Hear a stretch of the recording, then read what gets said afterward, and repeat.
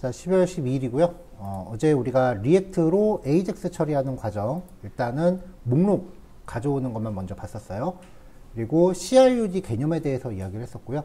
오늘은 실제로 이제 CRUD 한 사이클을 도는 이제 완전한 형태의 그 웹페이지를 만들어 볼 거예요. test.json 이제 어제 했던 거니까 삭제하고. 자, 그래서 이제 오늘 디파트먼트라고 하는 페이지를 먼저 만들 건데요. 어제 우리가 이 프로젝트 루트에 데이터 파일을 넣어놨고요. 패키지.json을 수정해서 리액트 가동할 때 백엔드가 같이 가동하게끔 했고요. 그럼 이렇게 얘가 한 번에 두 개의 프로그램을 가동시키는 거예요. 그리고 프론트엔드가 이 백엔드를 마치 자기 사이트로 착각할 수 있게끔 프록시라는 설정을 해놓은 상태입니다. 자, 이제 여기서 얀 스타트라고 가동하면은 이제 백엔드 돌았고 잠시 후에 프론트도 가동을 하는 거죠. 자, 페이지 이렇게 떴고요. 자, 오늘 연동할 첫 번째 페이지는 어제 우리가 그 썬더 클라이언트로 테스트했었던 디파트먼트예요. 일단 첫 번째 단계로 목록 구현부터 할 건데요. 목록 구현은 어제 했었던 거랑 절차가 동일해요.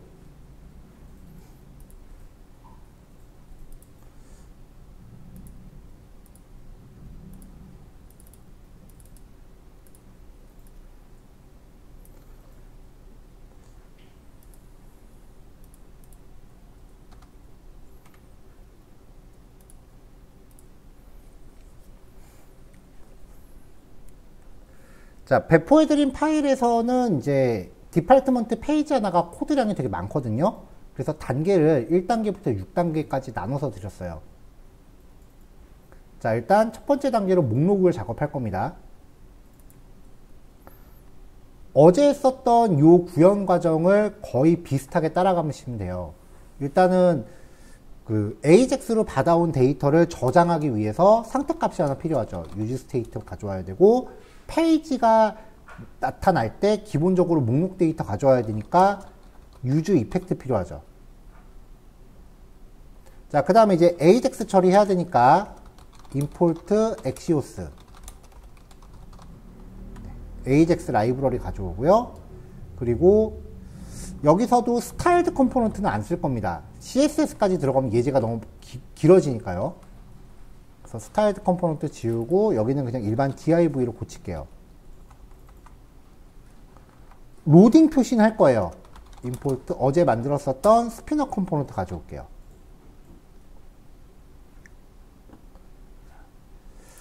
자, 그럼 이제 첫 번째 단계로 변수를 먼저 선언을 할 건데 AJAX가 로딩 중인지를 알아야 돼요. 그래서 로딩 바를 보여줄지에 대한 상태값.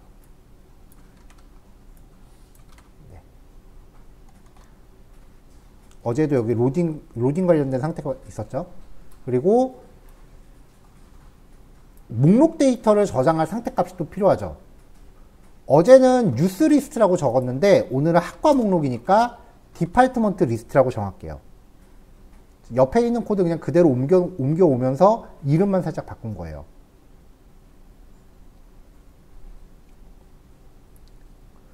자, 그러면 이제 페이지가 처음 등장할 때 이제 AJAX로 데이터를 땡겨와야죠. 그럼 페이지가 열렸을 때 들어올 요 훅, 요 부분. 요거 그대로 똑같이 가져오시면 돼요. 자, 페이지가 열릴 때를 의미하기 위해서 두 번째 파라미터로 빈 배열이 들어갔었고요. 모든 AJAX 처리는 비동기가 원칙이에요. 비동기 아닌 경우는 눈 찍고 찾아봐도 안 나와요. AJAX. 그래서 async 걸고 로딩바 여기서 표시해 주고요. 이 상태값을 바꾸면 이 상태값을 우리가 스피너라는 컴포넌트에 전달해서 로딩바가 표시될지 안 표시될지를 처리하기로 했었죠. 스피너 컴포넌트한테 이 값을 전달하면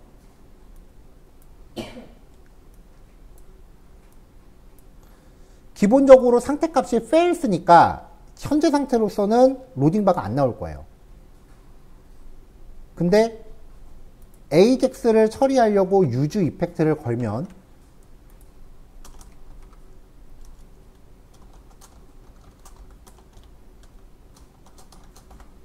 자, use 이펙트를 걸면은 여기서 처음에 들어오자마자 이 값을 true로 바꿔요.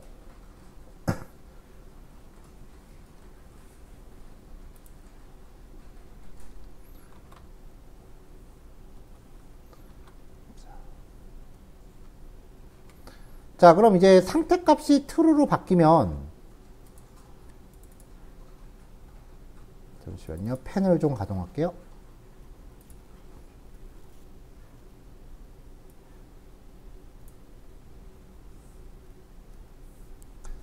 자, 요 코드에 의해서 얘가 실행되고 true로 바뀌면서 얘가 업데이트 되죠. 얘가 업데이트 되면 use state로 만든 변수의 특징은 값이 업데이트 되면은 여기가 한번 다시 실행된다는 거예요.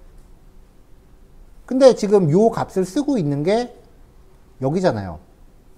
true로 바뀌었는 게 일로 전달되면은 그때는 로딩 버거 화면에 나타나겠죠.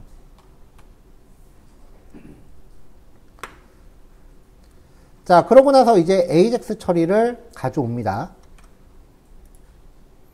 자, 어제 썼던 코드 재사용을 하죠.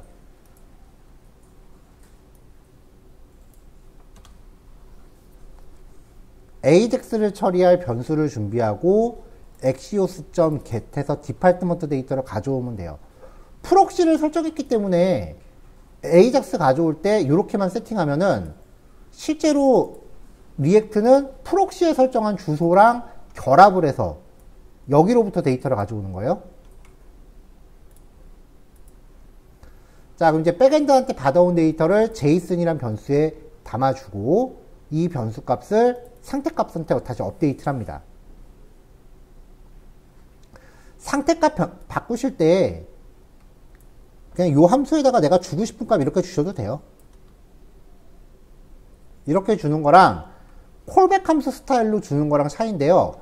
콜백 함수가 그래도 성능 향상에 조금 유리하대요. 근데 제가 해봤더니 크게 그렇게 티나진 않더라고요.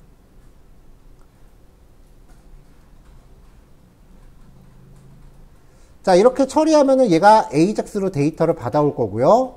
그럼 이 상태값, 디팔트먼트라는 상태값을 화면에 일단 출력을 해봐서 데이터가 잘 떨어지는지를 먼저 확인을 해보시면 돼요. json.stringify 함수한테 전달하면은 JSON 객체를 문자열로 바꿔주는 기능이에요. 자, 그럼 데이터를 제대로 받아오면 여기에 JSON 데이터가 뜨겠죠. 자, 로딩바가 안 닫히네요. 로딩 fails.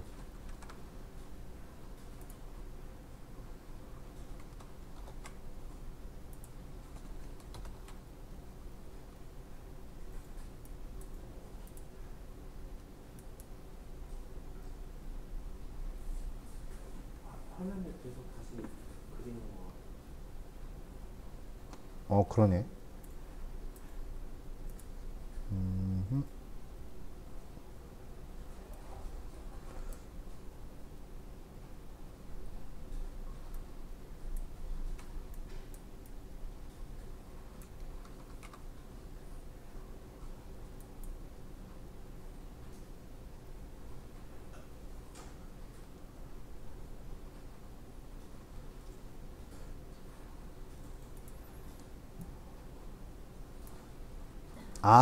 여기 유즈 이펙트 제가 배열이 빠졌네요.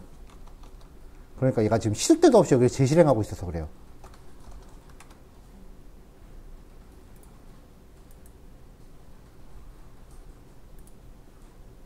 자, 이미 무한루프가 빠진 것 같으니까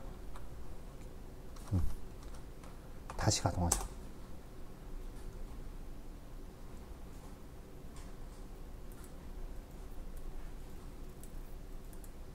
네, 이렇게 데이터를 받아왔어요. 자, 그럼 이제 이 디팔트먼트라는 데이터가 있느냐 없느냐에 따라서 화면에 이제 보여줄 내용을 결정하면 됩니다.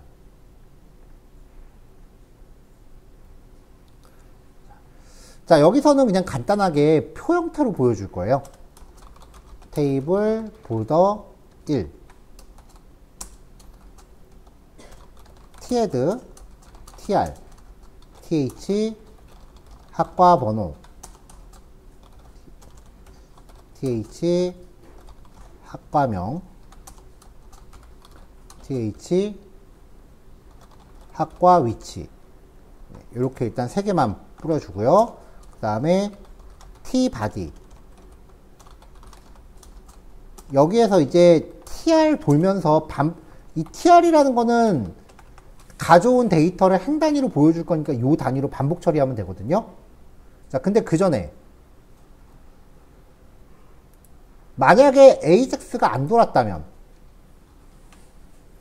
이 디파트먼트의 초기값에 빈 배열을 넣어놨잖아요. 그러니까 데이터가 없는 상황이라면은 디파트먼트는 길이가 얼마다? 0 없으니까. 그러니까 여기서 단순히 그냥 디파트먼트로 반복 도는 게 아니라 3학년 산자 디파트먼트.length가 숫자 값을 조건문으로 쓰면은 0이면 거짓, 그렇지 않으면 true죠. 그래서 얘가 0이라면 0이라면 의미하기 위해서 앞에 느낌표를 붙여요. 숫자를 불린 값으로 사용하면은 0은 거짓이고 0이 아닌 모든 수는 true예요. 그러니까 길이가 0일 때 앞에 느낌표 붙이면 0일 때 true란 소리예요. 물음표 콜론 3학년 산자죠. 3학년 산자는 앞에 조건이 참일 때 여기를 실행하고 거짓일 때 여기를 실행해요. 여기서는 앞에 not이 붙었으니까 not fails가 되어야 조건이 참이 되는 거죠. 숫자 값이 fails인 경우는 0이라 그랬잖아요. 그러니까 길이가 0일 때 여기서 tr을 걸어요. td. 자, 우리가 표에서 칸을 합치는 기능이 콜 스판이었거든요. 이렇게 하면 3칸을 합쳐요. HTML은 콜 스판인데요. 리액트는 콜 스판이에요. 대소문자 가리세요.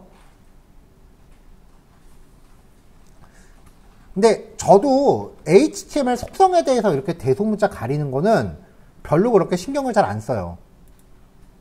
자, 일단 소문자로 해볼게요. 센터 이렇게 해놓고 검색 결과가 없습니다 라고 표시하고, 그렇지 않을 때는 department.map 아이템하고 인덱스 파라미터 받고요.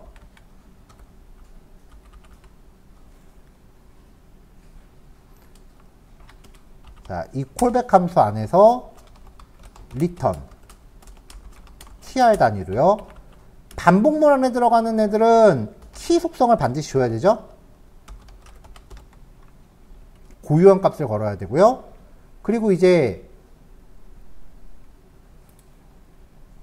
이 표 안에 아이템점 하고서 백엔드한테 받아온 내용을 출력해 주면 되죠. td item.dptno id 학과 번호니까 td item.dname td item.log. 자, 현재 이 콜스판의 s가 대문자로 가야 되는데 소문자로 쓰는 상태예요. 그리고 여기 use 이펙트는 제가 일단 통째로 아까 덜어냈죠. 자, 다시 넣습니다. 그러면 데이터를 받아와요. 그럼 어제 느타가 잘못 넣은 거고요. HTML 속성에 대소문자가 잘못됐으면은 가끔 이렇게 열어보세요. 개발자 도구.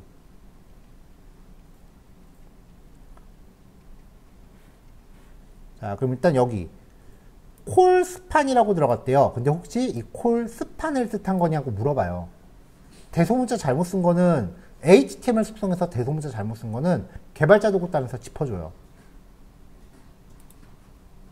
그래서 이걸 보고 이 콜스판을 S로 대문자 S로 고칩니다. 그리고 세로 고침. 네, 그럼 이제 경고 뜨는 게 없어졌죠. 자, 여기까지가 스텝 1이에요. 그리고 여기까지 기능은 우리가 그동안 꽤 많이 했죠.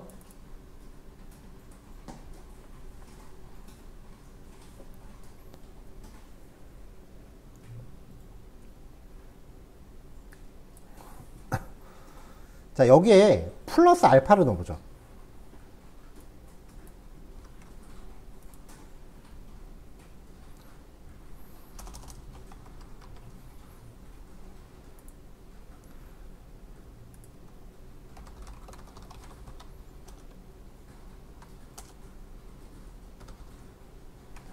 자, 이게 백엔드인데요.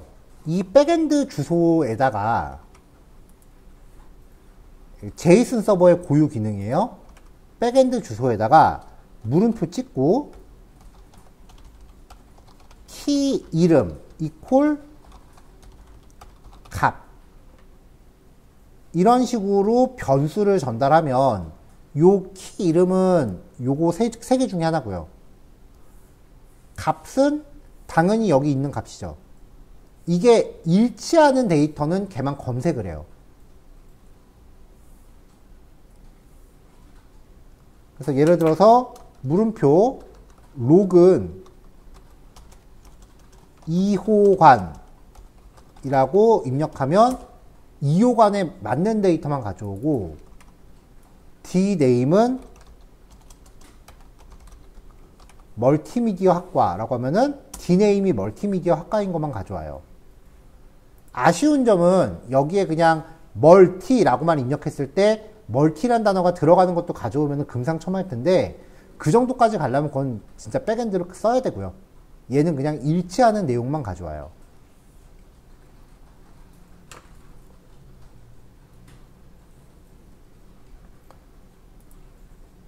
자, 저 기능을 사용하기 위해서요.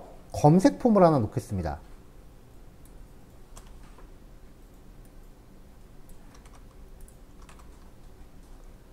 인풋 타입, 뭐 텍스트가 되건 서치가 되건 상관없겠죠. 네임 속성은 키워드라고 줬고요. 버튼 타입 서브밋. 검색 버튼이에요. 이 폼에서 서브밋 이벤트가 발생했을 때 이벤트를 정의합니다.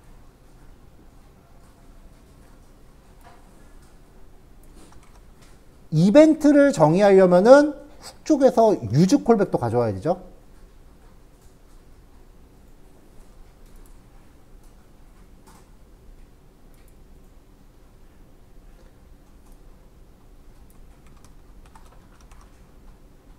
자, 그래서 이제 검색 폼에서의 전송 이벤트예요. const on search submit은 use callback 이 받고 이렇게. 자, 링크의 클릭 이벤트, 폼의 서브밋 이벤트가 발생하면 첫 줄에 무조건 뭐부터 박아라? 2.pullEvent 디폴트.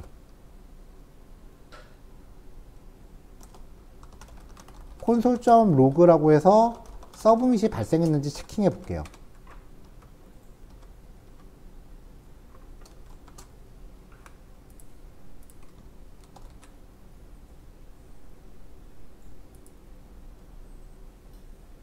자, 누르면 이벤트 발생한 거 다 확인됐죠?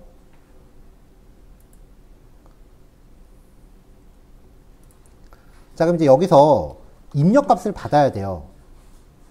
2.current target. 이벤트 함수 안에서는 일반 자바스크립트예요. 여기서 말하는 2.current target은 이 이벤트 자체가 이 서브밋 버튼에 의한 이벤트가 아니라 폼 태그 자체에 대한 이벤트입니다. 그러니까 2.current target이 폼 태그 자체가 되는 거죠. 이 안에서 네임 속성이 키워드인 요소의 입력값을 먼저 취해야 돼요. current target 점 키워드 점 value를 취해요. 이게 사용자 입력값인 거죠.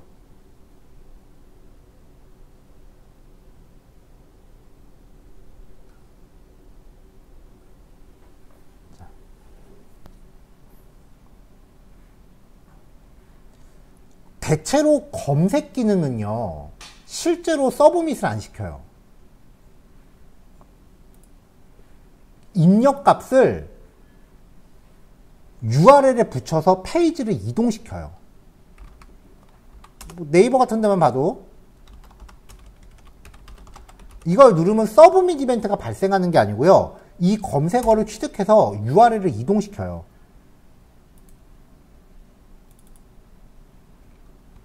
자, 여기 검색어가 반영돼서 페이지를 이동하고 있죠. 이게 서브밋을 시키면 특징이 뭐냐면은 새로 고침시키면 저게 생겨요. 데이터를 입력값을 다시 전송하겠습니까? 라고 팝업으로 물어봐요, 항상.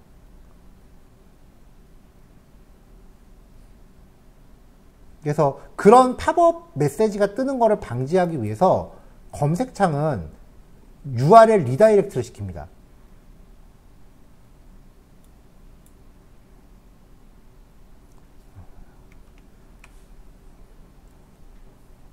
자, 그럼 요 값을 URL에 포함시켜서 리다이렉트 시킬 건데, 지금 이 예제에서는 검색어가 요 페이지에 반영돼야 되는 거잖아요. 여기에 반영돼야 되는 거잖아요, 검색어가. 그러니까 검색어를 갖고 자기가 자신한테 리다이렉트를 시키면 돼요. 그러니까 지금 여기가 주소가 슬래시 디팔트먼트라고 하는 페이지죠. 여기에다가 검색어를 붙여서 이 주소로 페이지 이동을 시키면 돼요. 자바스크립트에서 페이지 이동시키던 거는 윈도우.로케이션이죠. 근데 윈도우.로케이션은 물리적으로 HTML 파일에서 HTML 파일로 가는 거예요. 리액트는 HTML이 또 있다 없다?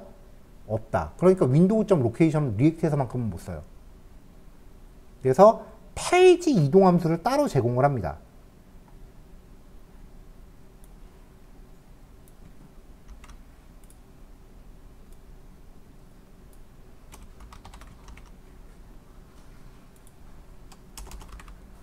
리액트 라우터 돔, 여태까지 라우팅 하느라고 꽤 많이 썼던 기능이죠. 이 리액트 라우터 돔 안에 새로운 훅이 하나 들어있는데요.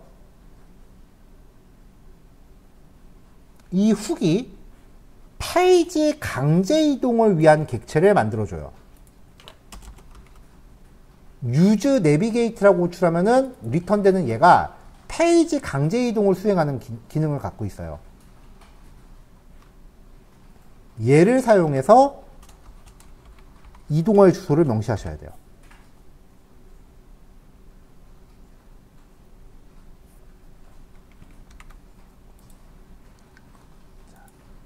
자, 현재 주소예요.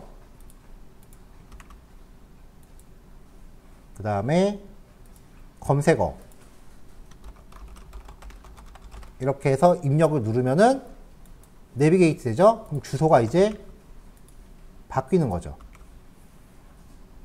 이렇게요. 그러니까 내비게이트, 좀 전에 사용했던 그 내비게이트 함수가 윈도우.로케이션, 즉 화면 강제 이동을 대신하는 기능이에요. 근데 뭐 강제 이동한다 하더라도 지금 우리 AJAX 처리하는 루틴이 바뀐 거 아니잖아요. 그러니까 뭐 현재 검색어에는 별 문제 없겠죠.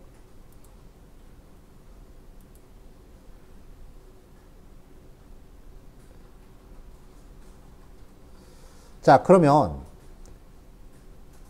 메뉴를 통해서 여기에 진입할 때, 처음에 메뉴를 통해서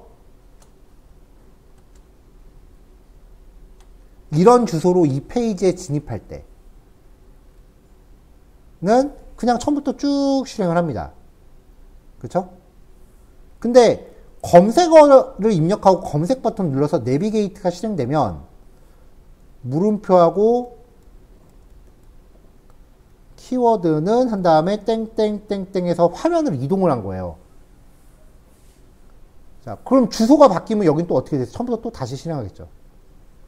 아까랑의 차이는 없던 쿼리 스트링 값이 생겼다. 자, 기억이 나실지 모르겠는데 우리 쿼리 스트링 값 추출하는 기능. 리액트 라우터도 많아요. use location이라고 하는 또 훅 함수가 있습니다.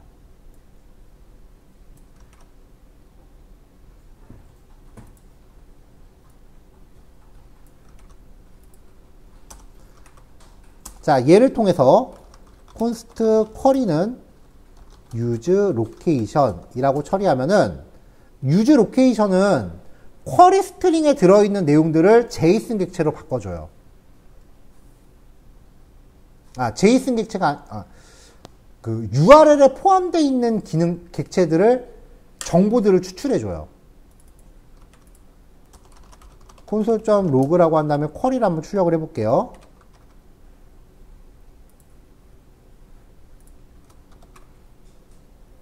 자, 요게 쿼리 객체예요.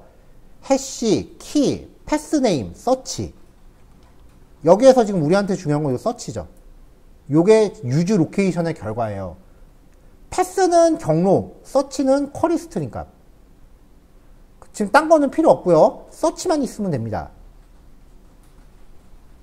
자, 이렇게 객체가 갖고 있는 값 중에 나한테 필요한 거 하나만 분리해내는 방법.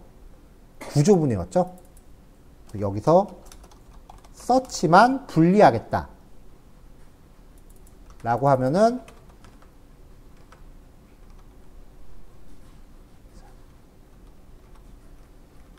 이렇게 쿼리 스트링 문자열만 뽑아낼 수 있고요.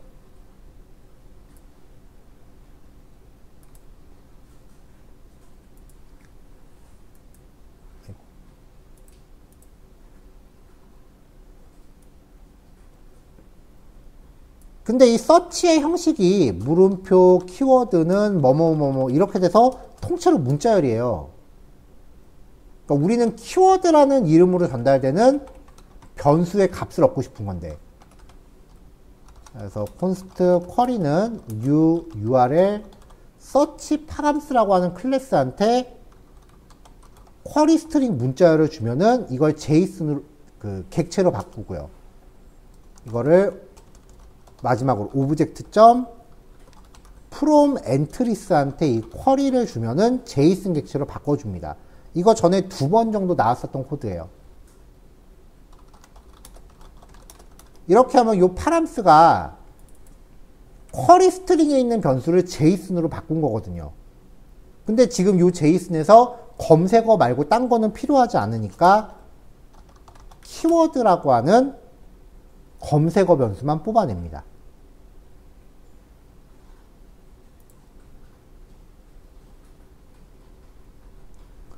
자, 그럼 이제 요 검색어를 가지고 AJAX 요청을 할 때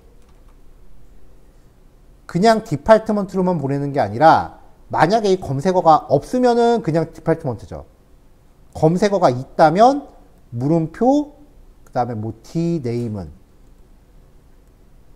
그 다음에 요 검색어 값을 여기다가 착 하고 붙여주면은 백엔드한테 검색 요청을 할 수 있어요. 쿼리 스트링으로 전달할 수 있는 변수를 보낼 때는 URL에 물음표 붙여서 문자를 만드는 방법도 있는데요.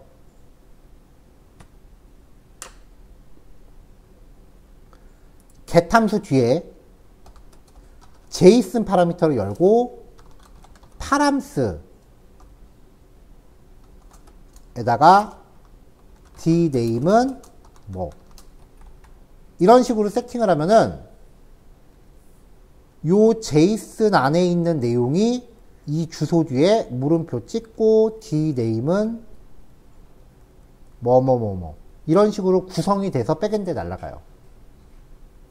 여기에 JSON으로 나열하면 이 나열한 값들이 쿼리 스트링 문자열로 붙어서 날아가요.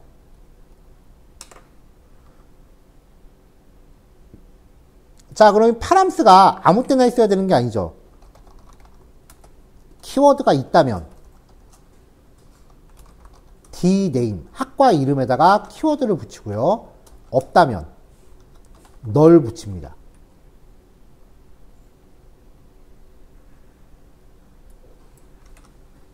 검색어가 있다면 dname으로 검색어를 세팅하고 그렇지 않으면 정의 안 한다.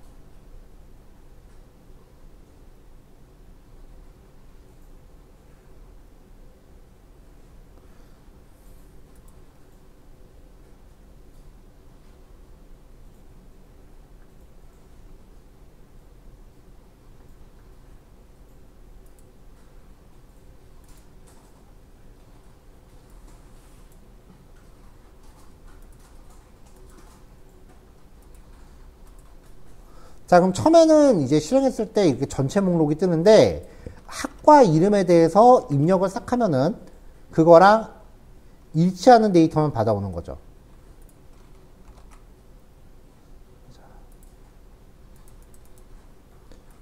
자, 근데 여기가 지금 작동을 안 하네요.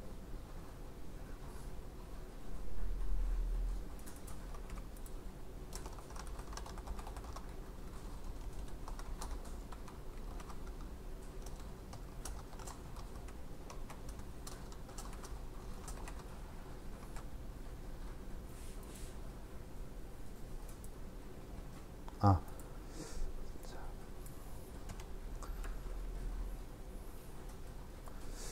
자, 유즈로 시작해서 받아오는 값, 그 리턴 받는 어떤 값들 있죠? 얘네들은 기본적으로 전부 상태 값들이에요. 유즈 스테이트로 받는 것과 같은 성격을 가져요. 그러니까 이 값들이 바뀌면 화면이 갱신을 해요. 또 하나, 사용자가 입력한 검색어가 이러한 처리를 거쳐서 결국은 이 키워드라는 변수에 담기는 거예요. 여기 변수 이름이 키워드로 설정된 이유는 내비게이트에서 처리하는 물음표 뒤에 요 내용들, 이거를 로케이션으로 받아서 정제 과정을 거쳐서 뽑는 거거든요. 그러니까 결국 요 변수 이름은 얘를 받는 거예요. URL 이동할 때. 검색어가 바뀌면 여기는 어떻게 하겠어요? 이게 요 제가 유즈 이펙트가 AJAX 처리하는 건데 처음 열릴 때는 전체 목록 가져오죠. 근데 검색어가 바뀌었어요.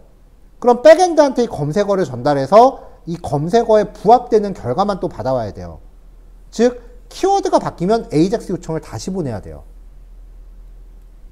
유즈 이펙트에서 바깥에 있는 변수 중에 하나를 배열 안에 넣으면 페이지가 처음 열릴 때 여기가 실행되고 그 다음에 이 변수의 값이 바뀔 때 여기가 실행된다 그랬어요.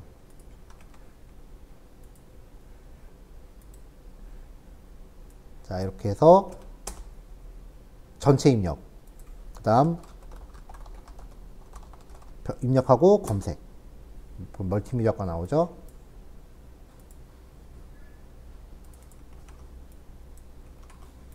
기계공학과 다시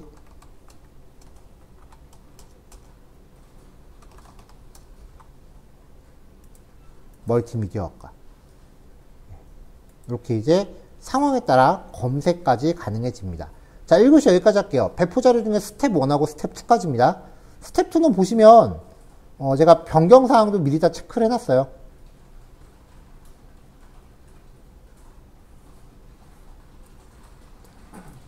자, 근데 스텝 2에서 강조하는 부분에서 제가 누락한 게 여기에요.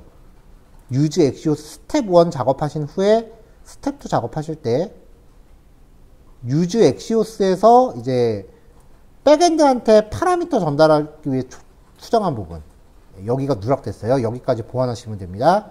1교시 여기까지 할게요. 자, 요번에는 데이터를 추가를 한번 해볼게요.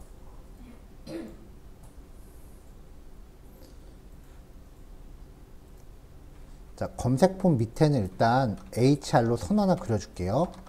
뭐 별로 크게 의미는 없는 거고요. 텍스트 필드가 너무 여기 표에 바짝 붙어 있는 게 마음에 안 들어서 좀 띄워줄 겸 선을 하나 그었고요. 그 다음에 위쪽에다가 이제 데이터를 입력하는 폼을 하나 더 만들 거예요. HR로 선 하나 또 그려주고 위쪽에다가 입력 폼을 넣습니다. 입력 폼을 넣을 때는 마찬가지로 폼 on submit on data add submit 이라고 이벤트 함수 하나 정의해 놓고요. 지금 아직 이벤트 함수 안 들어갔어요. 여기에다가 학과를 입력하기 위한 입력 필드와 위치를 입력하기 위한 입력 필드 걔를 세팅하고 저장 버튼 넣을게요.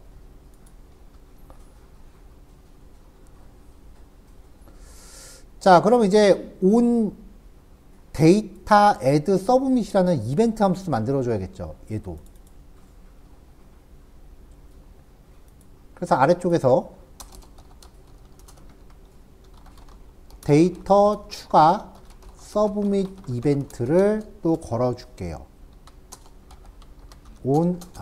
const on data add submit은 use callback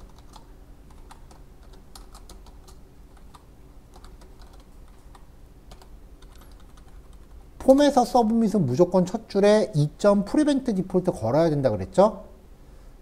만약에 2.prevent default를 안 걸면 이거 입력하면 버튼 눌렀을 때 HTML 특성상 서브밋이 돼요.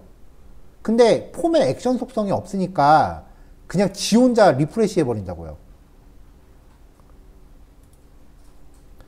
여기 폼에다가 만약에 액션 속성을 적으면 이건 안 하셔도 돼요. 네이버닷컴을 박으면 폼에서 뭔가 입력하고 저장 버튼 누르는 순간 네이버로 서브밋 시켜버린다고요. 이러면 그러면 여기서 내가 입력하고 내가 받으면 되는 거 아니냐? 그게 안 되는 게 이게 지금 물리적인 페이지 이동이잖아요. 물리적인 페이지 이동이에요.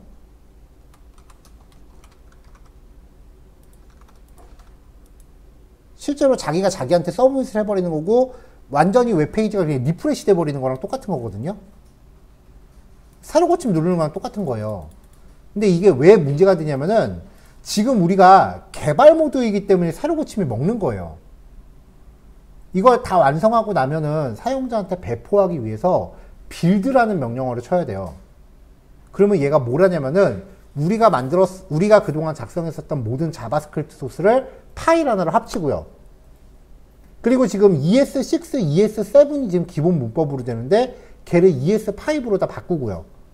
그리고 모든 주석 빼고 코드를 다 한 줄로 합쳐버려요. 그렇게 하고 나면 새로 고치면 안 먹어요. 지금은 주소를 내가 브라우저에다 직접 입력하고 뉴스라고 입력해서 엔터를 땅 치면 실제 이 페이지가 나오잖아요. 근데 빌드하고 나면 주소 직접 입력하면 페이지 하나도 안 먹어요. 전에 말씀드렸잖아요. 리액터는 페이지가 실존하는 게 아니라서 검색 엔진에 노출이 안 된다고. 이거 상용화 시키면은 이 주소 직접 입력하는 게 하나도 안 먹어요, 진짜. 다 페이지 나파운드 떠요. 그래서 물리적으로 페이지가 이동하게 두면 안 돼요, 리액트는. 그래서 첫 줄에 무조건 2.prevent default를 바꾸고 가야 돼요. 자, 여기서 current 타겟은 이벤트가 발생한 자신이었죠? 폼 태그 안에 있는 input 태그에 접근을 하자고요. 이렇게. 그럼 이제 이거를 입력 값을 백엔드한테 또 보내야 돼요. 어떻게? 포스트 방식으로. 어저께 포스트 방식이 데이터 추가라 그랬죠. 그래서 어제 우리가 썬더 클라이언트로 테스트 했잖아요. 여기 포스트 방식으로 이거 테스트 했잖아요. 요거를 그대로 AJAX 코드로 재현해 주는 거예요. 자, AJAX 처리하기 위해서 async 비동기 처리함 즉시 실행 함수 하나 또 만들고요. 그 다음에 로딩 바 시작을 또 알려야겠죠. AJAX 결과를 저장할 변수를 준비합니다. 어제 우리가 테스트했을 때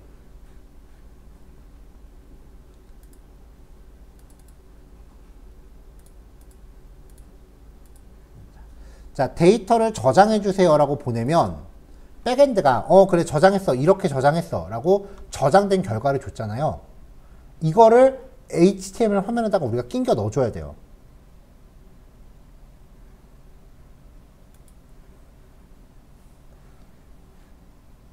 자, AJAX 처리해야 되니까 try, catch, finally. try에서는 const response는 await axios.post니까 post. 여태까지 get만 했죠? get, post, 자매품 put, delete. 전송 방식에 따라 함수가 바뀌어요. get 방식일 때는 department라고 하고 파라미터 보낼 때 여기에 파람스라고 하고 보냈죠.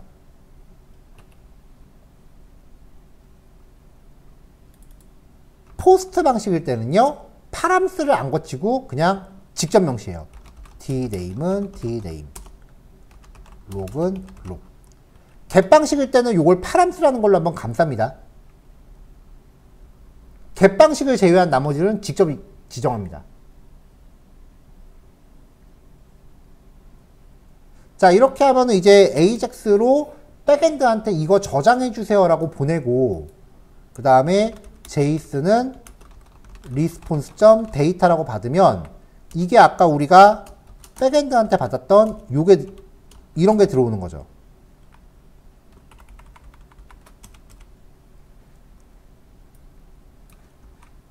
자, 그래서 저장 결과를 로그로 찍었고요. 캐치가 왜 2개 들어갔을까요? 에러가 나면은 데이터 저장이 실패했습니다 라고 에러 메시지 뿌렸고요. 파이널리에서는 로딩바 닫았습니다.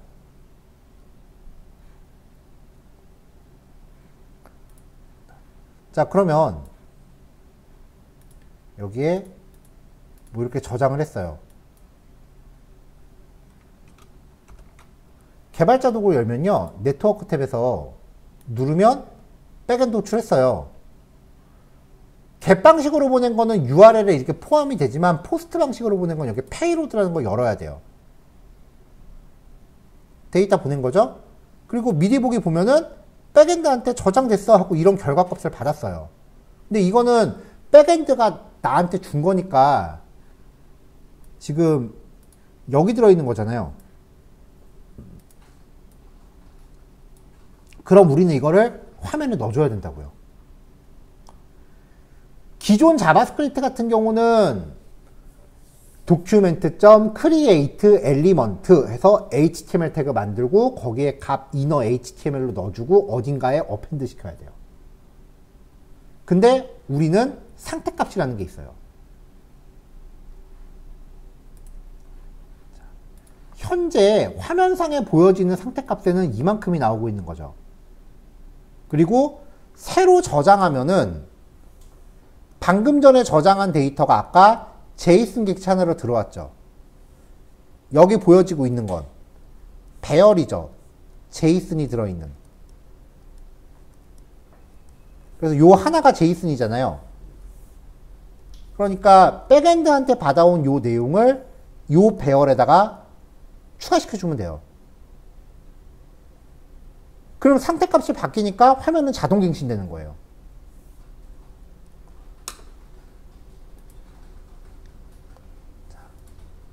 자, 그래서 AJAX의 요청 결과를 상태값에 반영을 해줘야 돼요.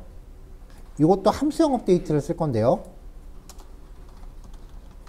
set department 현재 상태값이 파라미터로 전달되고요. 여기 전달되는 건 펑션이에요. 콜백 함수예요. 여기에 내가 파라미터 이름을 뭐라고 지정하건 간에 파라미터로 들어오는 거는 현재 반영되어 있는 상태값이에요. 현재 화면에 나오고 있는 상태값이에요. 여기에다가 백엔드한테 새롭게 받은 추가된 데이터를 결합해서 리턴해 주면 돼요. 그러니까 리턴 여기다가 콘캣 제이슨 콘캣 함수는 배열 결합 함수, 배열에다 원소를 결합해 주는 함수예요.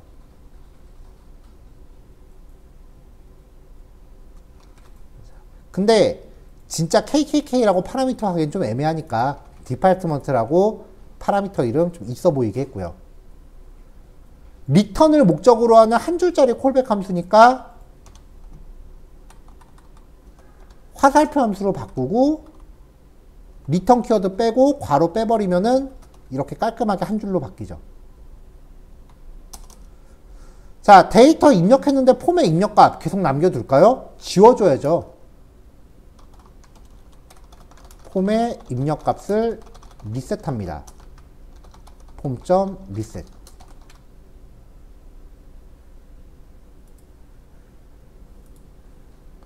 자, 아까 제가 테스트했던 거 그대로 나왔네요. 자, 프론트 엔드 501호 라고 입력하면은 지금 화면에 안 나오고 있는데, 자, 여기에 자동으로 추가되는 거죠. 리액트가 이 흘러가는 구조가 적응이 되면은, 이 흘러가는 구조가 적응이 되고 나면 편한 게 HTML 갱신하는 코드를 1도 안 짜도 돼요. 그러니까 이게 구조가 조금 복잡한 것처럼 처음에 느껴지는데 적응하고 나면은 HTML에서 그냥 직접 다 짜는 것보다 코드가 확 줄어요, 진짜. HTML 건드리질 않아요. 그냥 계속 변수값만 핸들링 하는 거예요. 장점, 코드가 많이 줄어요. 단점은 변수값만 계속 핸들링 하는 거니까 직접적으로 눈에 보이는 코드는 아니라고요. 우리가 자바스크립트랑 HTML 같이 할 때 적응이 비교적 쉬웠던 이유가 코드의 결과가 화면에 바로바로 나오는 거였거든요. 근데 얘는 내가 화면에 뭔가 반영하는 코드가 안 들어가요. 변수값만 핸들링하면 화면은 그냥 거기에 대한 반작용으로 자동 반영되는 거기 때문에 모든 데이터의 흐름을 머릿속에 염두하고 코딩을 해야 돼요. 그 부분이 좀 힘든 거예요. 자, 이렇게 해서 이제 데이터를 추가하는 코드를 넣었고요. 홈페이지랑 푸시랑 같은 거는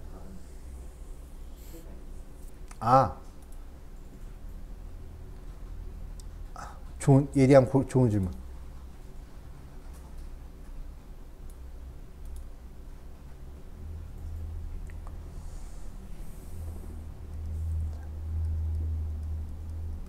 자, 배열의 메서드 중에요.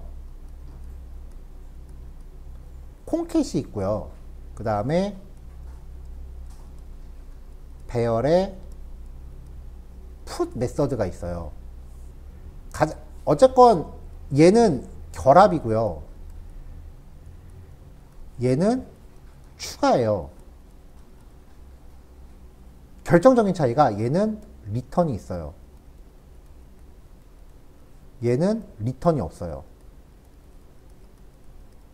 그래서 콩캣은 원본 배열에 파라미터로 전달된 뭔가를 추가한 복사본을 리턴을 해요. 풋은 원본 자체에다 뭔가 넣어줘요.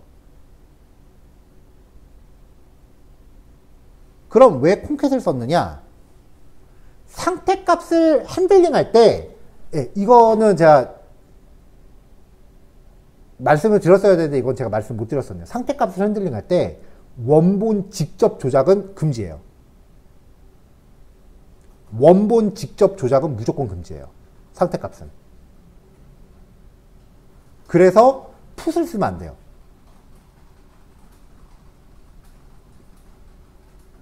이건 리액트 규칙이에요.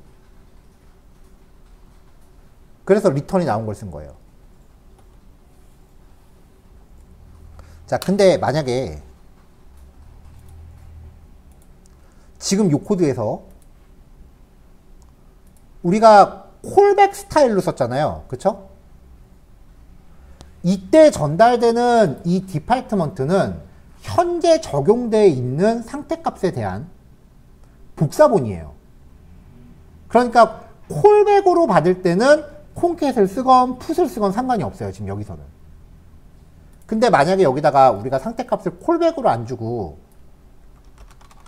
department.put json 이렇게 했다. 그럼 에러 날 거예요, 아마도. 여기에 파라미터를 콜백 스타일이 아니라 직접 주면은 무조건 에러 나요.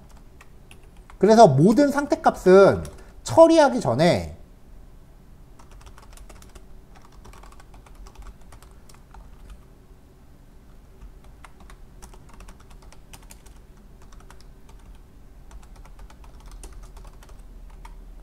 복사를 뜨고서 처리하는 게 보통이거든요. 근데 이것도 에러나요. 디파트먼트의 데이터 타입은 현재 배열입니다. 배열을 직접 대입하면 복사다 참조다. 참조잖아요. 그러니까 복사가 안 된 거죠. 배열을 직접적으로 복사하려면 이렇게 들어가야죠. 그래서 리액트 책 보면 이런 코드, 이 코드가 되게 많이 나와요. 이걸 안 하려고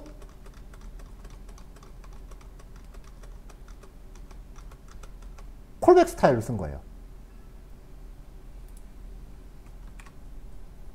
그래서 리액트에서 정말 많이 듣는 얘기 중에 하나가 배열의 깊은 복사예요. 근데 배열의 깊은 복사는 하려고 그러면 되게 귀찮은 게 많아요. 그래서 배열의 깊은 복사를 처리해주는 로다쉬라고 하는 라이브러리가 리액트에서 굉장히 주목을 많이 받았었어요. 네, 결론은 이거예요. 상태값은 직접 변경 불가해요.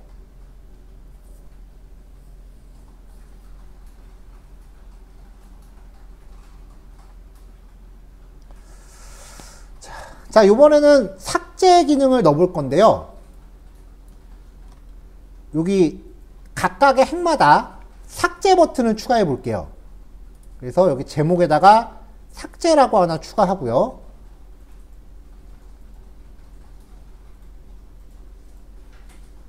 그리고 여기 목록에도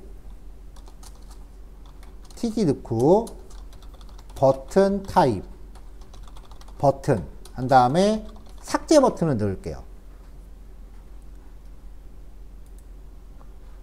여기 리스트마다 삭제라고 다 넣은 겁니다. 근데 이걸 클릭하면 내가 몇 번 데이터를 삭제하겠다는 걸 알아야 되잖아요. 왜냐면 백엔드한테 삭제할 번호를 줘야 되거든요. 이 값을 버튼에 숨겨줘야 돼요. HTML 태그에 변수 숨기는 방법, 데이터 속성 쓰면 되죠.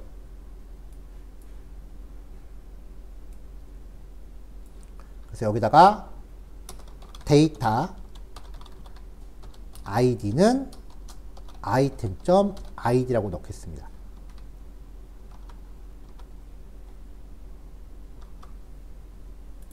자, 그럼 개발자 도구로 버튼을 찍어봤을 때 버튼들마다 여기에 각각의 일련 번호가 들어있거든요. 클릭했을 때 삭제 기능이 발동을 해야 되니까 이 각각의 버튼에 대한 클릭 이벤트를 겁니다. 자, 그럼 이벤트 또 정의해야겠네요.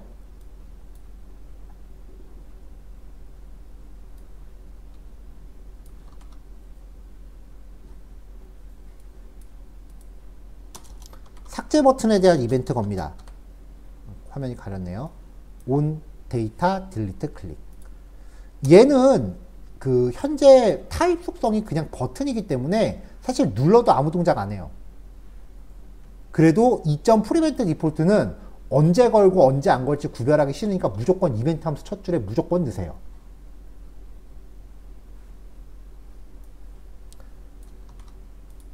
자, 삭제 버튼 되게 많아요. 그렇죠? 이거 중에 뭘 클릭하더라도 전부 다 얘가 동작하는 거잖아요. 그러니까 여기서는 클릭된 자기 자신을 필히 식별을 해야죠. 자, 그러면 이제 current.dataset.id라고 하면은 이게 데이터 id 값을 가져오는 거였어요. 근데 무슨 값이다? 문자열이다. 숫자로 바꿀게요. 자, 이거를 이제 변수에다 담자고요. 요 값을 변수에 담자고요. 일단 로그로 찍어봤어요. 중간중간에 로그로 찍는 거 꼭 많이 하세요. 요건 아까 데이터 클릭이 정의되지 않았다. 아까 이벤트 정의하기 전에 났던 에러예요. 버튼 누르면 이렇게 버튼의 id 값이 이렇게 보이죠. 자, 그럼 이제 요 값을 백엔드한테 주면 돼요. 자, 아까 갖고 왔었던 요 백엔드 코드 복사해서 고쳐볼게요.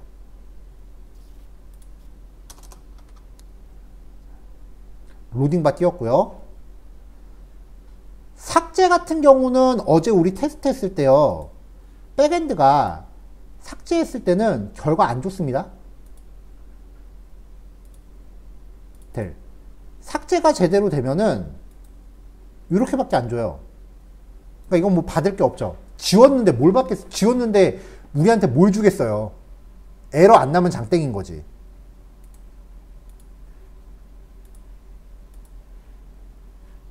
그러니까 AJAX 결과를 저장할 변수가 필요 없는 거예요.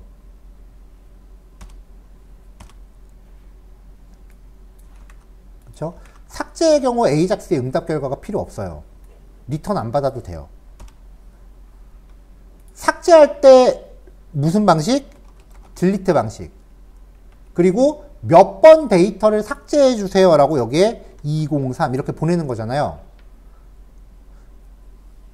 근데 우리가 버튼에 데이터 아이디는 203이라고 넣은 거를 이벤트 발생했을 때 이걸로 받아온 거죠.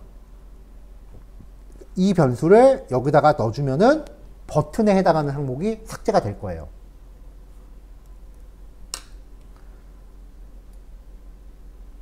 변수를 문자열에 포함시키기 위해서 역다운표로 바꿨고요. 삭제 방식은 추가적으로 보내는 데이터 필요하다, 안 필요하다? 안 필요하다. 결과 받을 필요 있다, 없다? 없다. 됐죠? 에러 메시지는 최소한 삭제에 실패했습니다 라고 넣어주죠.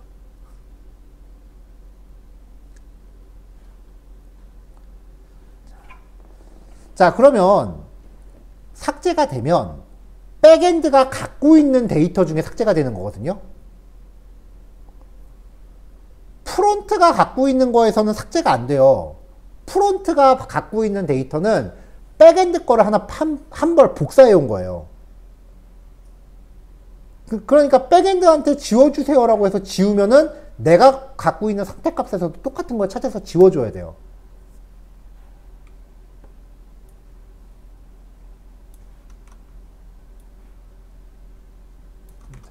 그래서 AJAX 삭제 처리가 완료되면 프론트엔드가 갖고 있던 복사본, 디파트먼트 상태값에도 똑같은 항목을 찾아서 제거해줘야 돼요.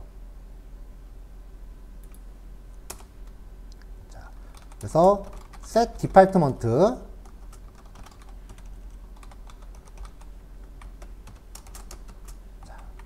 콜백 함수로 이제 상태값을 갱신할 건데 요 디파트먼트가 현재 화면에 나오고 있는 값이었죠.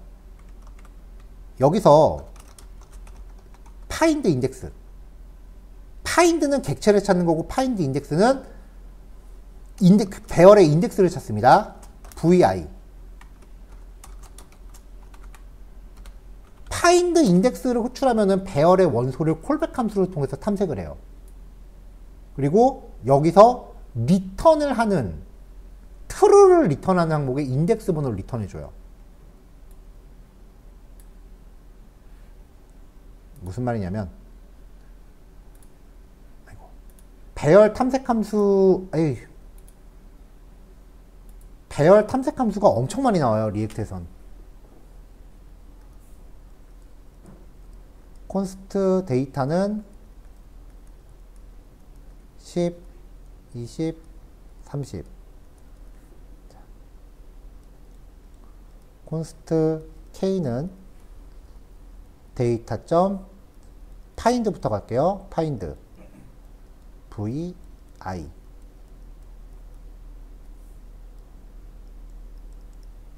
자, 이러면 10, 20, 30이 v로 들어와서 이 콜백이 원소수만큼 실행을 해요. 여기서 return v가 20과 같다 라고 하면 v가 10이 들어올 때 10이 20과 같다. 거짓이죠. false return이죠. 버려요. 그럼 v가 20이 들어오면 20이 20과 같다. true죠. true가 리턴 되죠. find 함수는 true가 리턴되는 순간에 원소를 여기다 넣어줘요. 그러니까 k는 20이에요.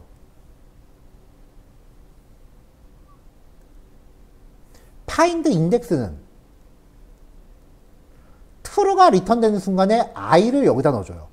그럼 find index는 k는 1이 되겠죠.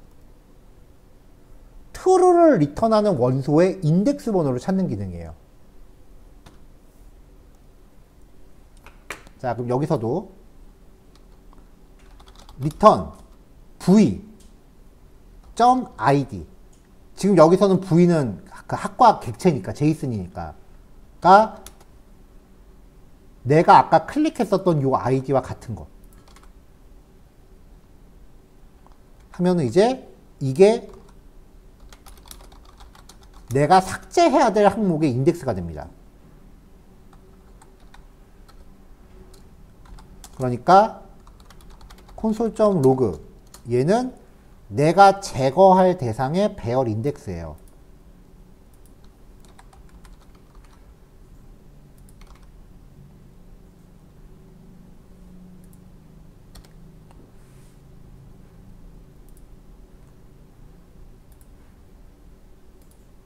자, 그 다음 또 한 번.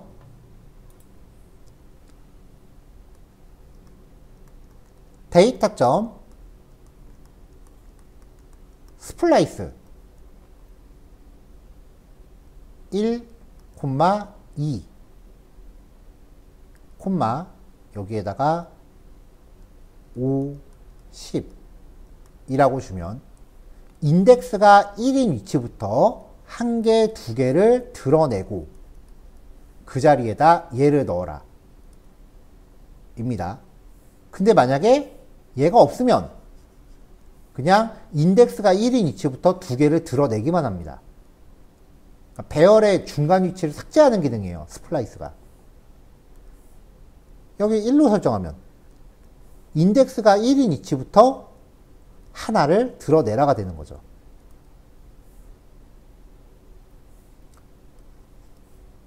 K라고 주면 K번째 위치부터 한 개를 드러내라가 되는 거죠.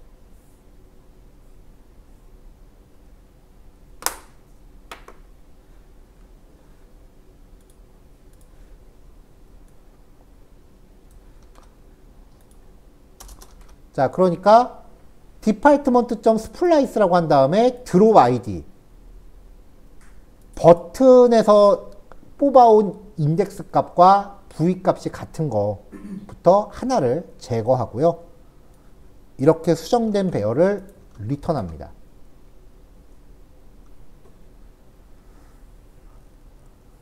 만약에 얘 set department가 콜백 스타일로 안 들어가고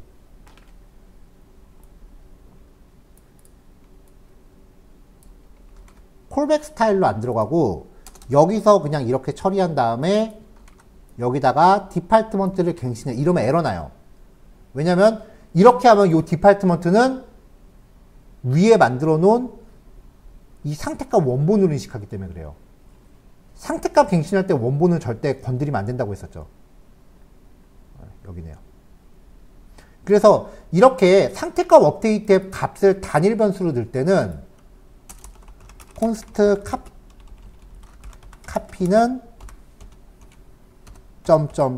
department라고 해서 깊은 복사 하나 때리고 나서 깊은 복사를 한 걸 갖다가 수정해서 이렇게 넣어줘야 돼요.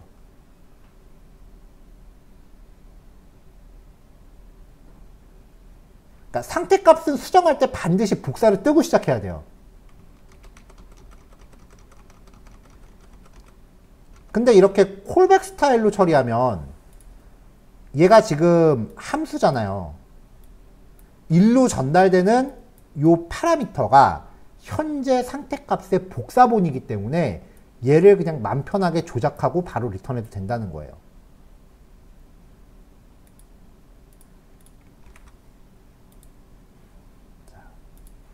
자, 여기까지 해주면 이제 삭제 진짜 지워집니다.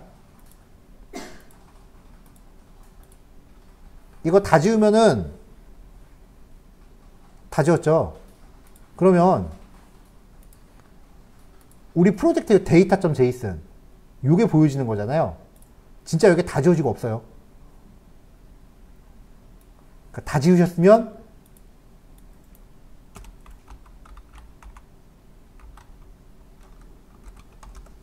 뭐라도 넣어주세요. 넣어주시면은 실제로 JSON 파일에 반영이 될 거예요. 자, 여기까지 해서 추가 삭제입니다. 네, 요거 완성하시고요. 그 다음에 수정 처리로 넘어갈게요. 근데 시간이 좀 많이 지났네요. 자, 일단은 뭐 요렇게요. 자, 그럼 마지막으로 이제 수정 처리를 해야 되니까 몇 개의 데이터를 좀 저장을 하고 시작을 할게요.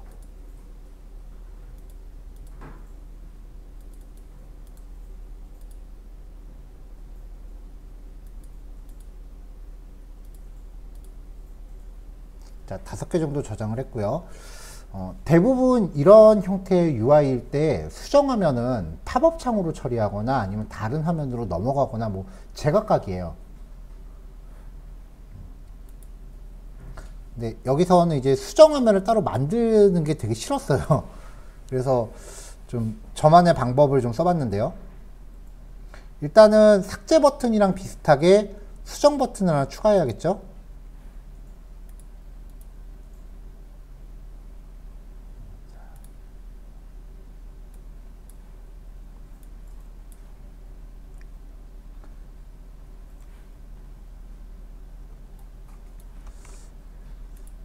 자, 제목에 수정 칸을 넣어줬고요.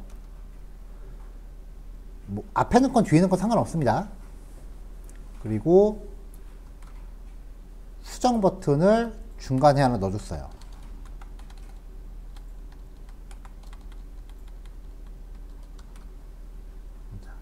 수정 버튼 같은 경우도 어떤 항목이 수정됐는지 알아야 되니까 데이터의 일련 번호를 포함시켜 줍니다.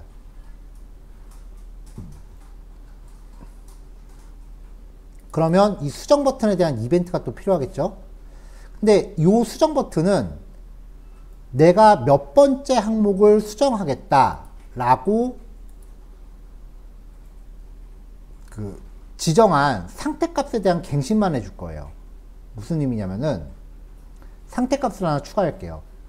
자, 이제 구현 완료한 이벤트들은 접어 놓을게요. 보시는 것처럼 입력, 수정, 삭제, 조회를 다 구해나면 코드가 슬슬 길어지기 시작을 해요. 자, 상태값을 숫자로 하나 정의를 할게요. 이게 수정할 항목에 대한 id 값을 저장할 거예요. 일단 -1로 해놓고요. 그럼 겹치는 게 없죠?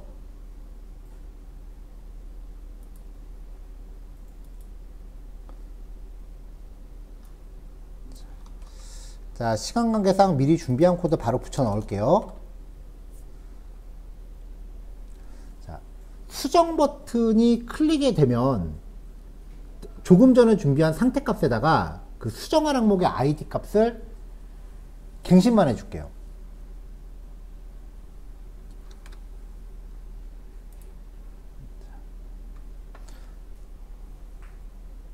자, 이 각각의 버튼에 일련 번호가 지금 들어있잖아요. 얘는 1번, 얘는 2번, 3번, 4번, 5번 이렇게요. 그 다음에 상태값을 하나 준비를 했어요. 상태값의 기본값이 -1이에요. 근데 이 버튼을 클릭하면은 2라는 값을 여기다가 저장을 시킨 거예요. 이렇게 2라고. 상태값이 바뀌었으니까 여기는 한번 리프레시 되겠죠. 그러면 이제 여기를 반복해서 출력하면서 여기다 if문을 하나 넣을 거예요. 현재 출력되고 있는 항목의 이 번호와 이 상태값에 저장되어 있는 번호가 같은지를 체크할 거예요.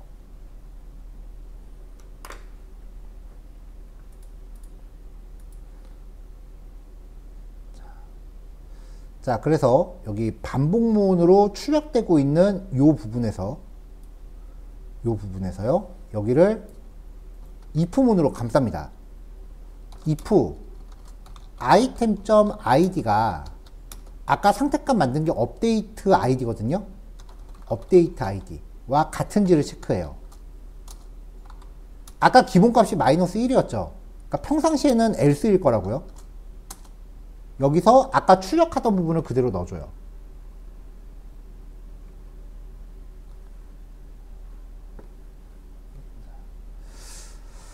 자, 그럼 평상시에는 이렇게 되는데,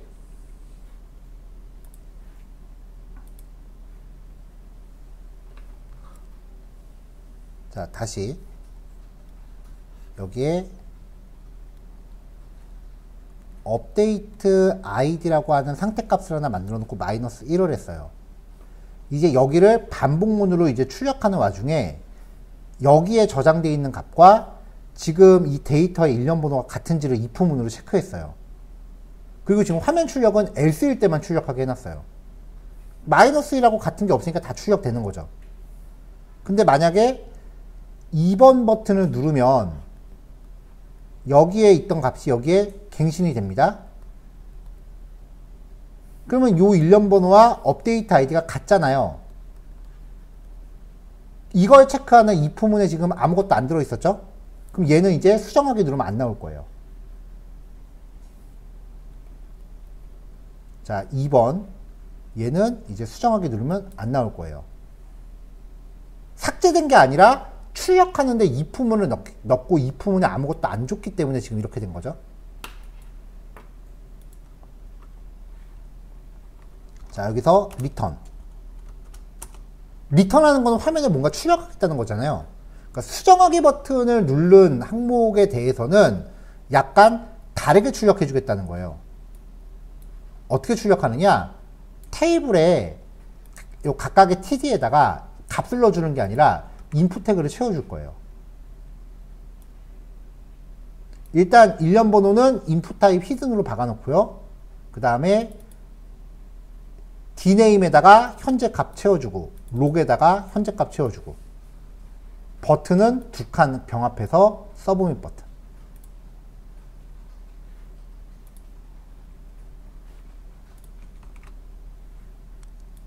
자, 이렇게 해주면 이제 버튼을 누른 부분에 대해서 이렇게 수정할 수 있는 형태로 바뀌는 거죠. 이거는 리액트라서 가능한 개발이, 물론 일반 HTML도 가능한데 중간에 이렇게 바꾸려면 코드가 좀 많이 들어갈 거예요. 그래서 이 수정 사항을 눌렀을 때 서브밋을 또 시킬 겁니다. 그러면 수정 폼이 여기가 될 수도 있고 여기가 될 수도 있고 여기가 될 수도 있잖아요. 그래서 이 테이블 전체를 폼 태그로 감쌀 거예요.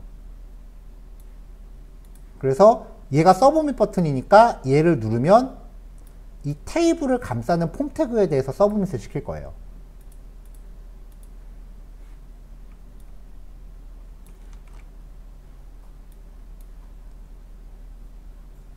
자, 그래서 이 테이블 전체를 탭으로 한 칸 밀고요.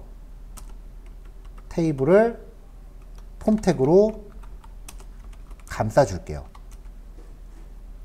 이제 얘에 대해서 서브밋 이벤트를 구현하는 거죠.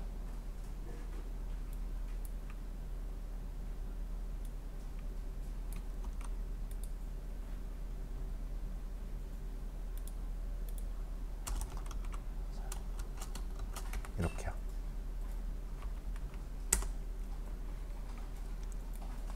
서브밋 눌렀으니까 일단 2.프리벤트 디폴트 박아야 되고요.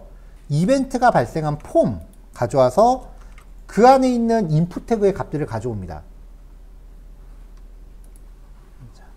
여기서 수정하기 버튼 누르면 여기에 dname, log, 그리고 앞에 인풋 타입 히든을 하나 숨겨놨어요.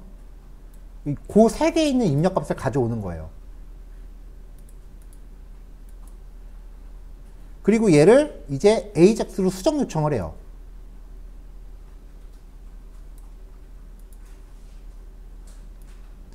수정을 위해서는 풋 방식이었죠. 자, 이것도 준비한 코드 미리 그냥 갖다 넣을게요.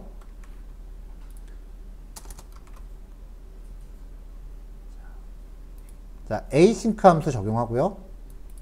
이 안에서 일단 로딩 바 뿌리고, 수정을 하면은 데이터가 어떻게 수정됐다라고 떨어지니까 수정 결과를 담을 제이슨 변수 준비하고요. 수정할 때는 풋 방식. 몇 번 데이터를 수정해 주세요. 수정할 내용은 다음과 같습니다. 그럼 수정된 내용이 제이슨으로 들어와요. 이거를 상태값에다가 다시 업데이트를 쳐줘야 돼요. 자, 수정 결과 찍어서 확인해 봤고요. 에러 났을 때 처리 로딩바 닫았습니다. 자, 그러면 아까 그 데이터 제거했었던 코드 어디였냐? 딜리트해서 데이터 삭제했을 때 파인드 인덱스로 찾으면서 뭔가 항목을 찾았잖아요. 그쵸? 스플라이스에 세 번째 파라미터가 뭐가 없으면은 드롭 아이디 위치부터 하나를 지우는 건데, 여기에 만약에 뭐가 항목이 들어가면은 드롭 아이디 위치부터 하나를 교체하라는 얘기예요. 여기에다가 수정된 내역을 담아주면은 데이터 교체가 발생합니다. 그러니까 이 코드를 똑같이 써주는 거예요.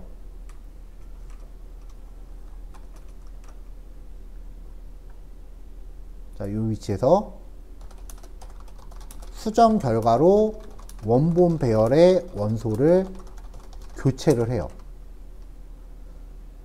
드롭 아이디만 예의상 에디트 아이디로 바꿔주죠.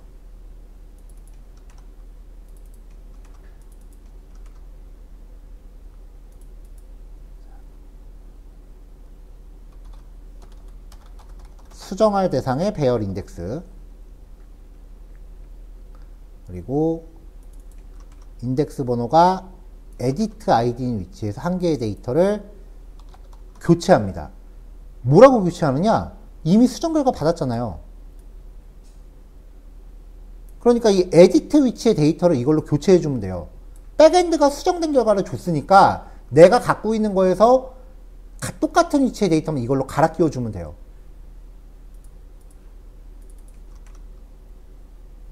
이렇게 before after 한번 해볼게요. 여기서 console.log 그 다음에 여기서 하나 더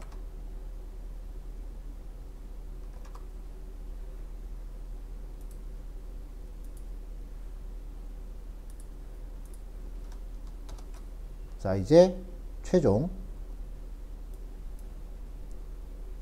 누른 다음에 여기에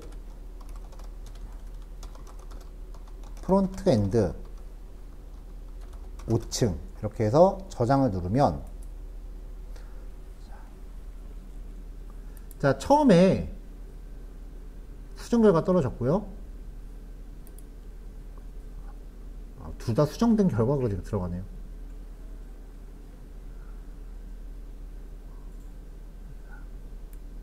자, 새로 고침해 보면은 수정을 했으니까 수정된 내용이 저장돼 있어야겠죠? 고쳐졌죠? 자, 근데 여기서 수정을 하면 데이터가 이제 고쳐졌으니까 화면을 원래대로 돌려줘야 되잖아요. 지금 이렇게 처리해주고 있는 게 아까 요 업데이트 아이디라는 값하고 일련 번호가 일치하는 항목만 저렇게 교체해주고 있었으니까 수정이 완료되면 상태 변수를 다시 -1로 되돌립니다. 여기 유즈 콜백에 지금 두 번째 가로가 없네요.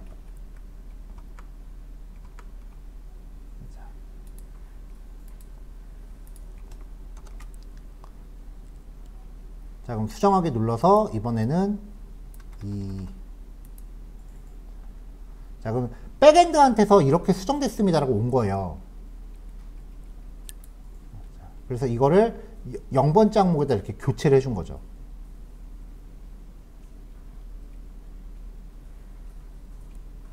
그리고 화면은 원래대로 돌아갔죠.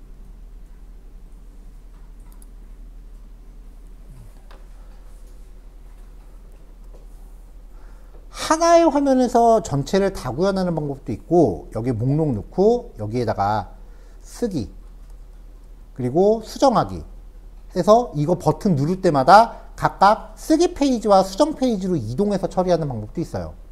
그거는 이제 다음 예제에서 해볼 거고요. 여기서는 한 화면에서 다 처리하는 방법을 소개해 드린 건데, 아까 말씀드렸다시피 대부분의 리뷰 작성, 댓글, 그런 상황을 가정하고서 만든 그 프로그램이에요.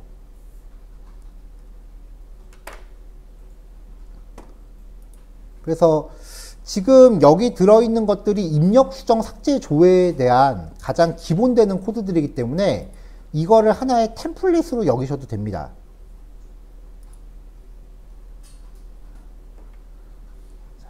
그러니까 뭔가 만들 기능이 있다라고 하면 요거를 기본으로 삼으신 다음에 이제 내용만 바꿔치기 하시는 식으로 이제 적응을 먼저 하셔도 돼요. 여기에서 이제 개선을 한다라고 하면은 우리는 지금 엑시오스 라이브러리 순정을 쓰고 있어요. 이 라이브러리는 일반 HTML에서도 그냥 쓸 수 있는 라이브러리였죠. 근데 이 라이브러리가 리액트에서 쓸 수 있게끔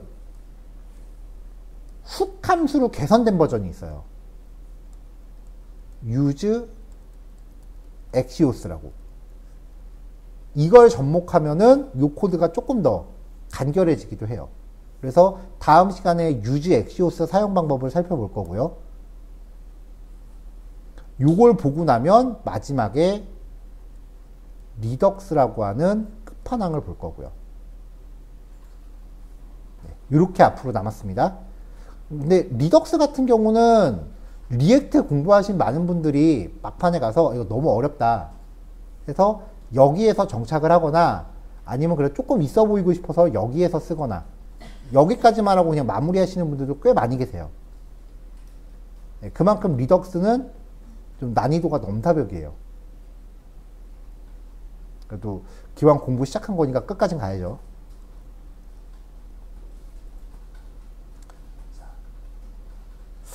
CSS 적응할 때쯤 되니까 이제 AJAX라고 갑자기 또 튀어나오니까 어렵죠. 얘도 적응하시려면은 시간이 좀 필요할 겁니다. 그나마 CSS를 안 넣었으니까 이제 코드가 이 정도로 된 건데, 지금 여기서 한 게 조회, 입력, 수정, 삭제잖아요.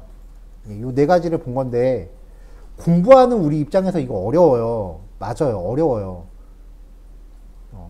수업으로 엮다 보니까 AJAX라는 거 그냥 하루 이틀 만에 퉁치는데, 저는 이거 공부할 때 누가 가르쳐 주는 사람이 없었으니까 혼자 했을 거 아니에요.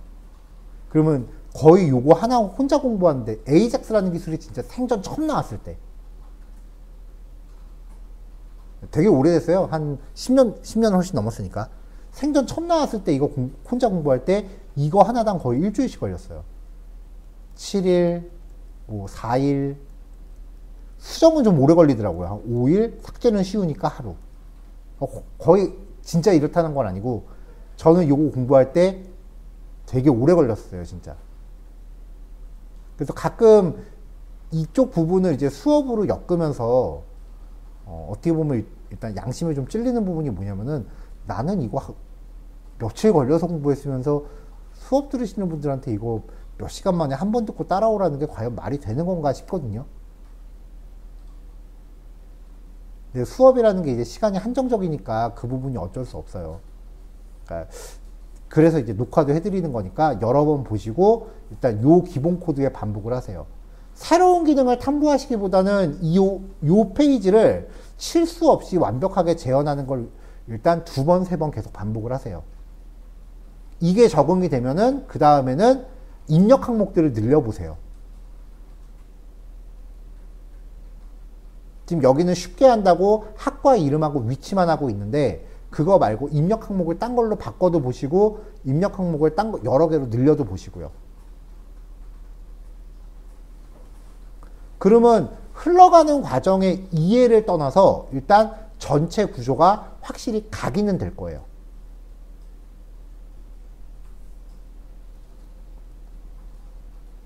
마지막으로 어렵지만 우리 입장에서 어려운 건데, 여러분들이 이 웹페이지를 사용하는 유저라고 생각해 보세요. 기본이에요. 모든 웹페이지들이 이거는 기본으로 탑재하고 가요. 그러니까 반드시 넣으셔야 돼요. 자, 오늘 내용 설명 여기까지입니다. 요거 오늘 실습 시간이 좀 안 될 것 같은데 마지막 2개까지 완성하시면 되고요. 내일은 엑시오스 훅에 대해서 소개를 해드릴게요.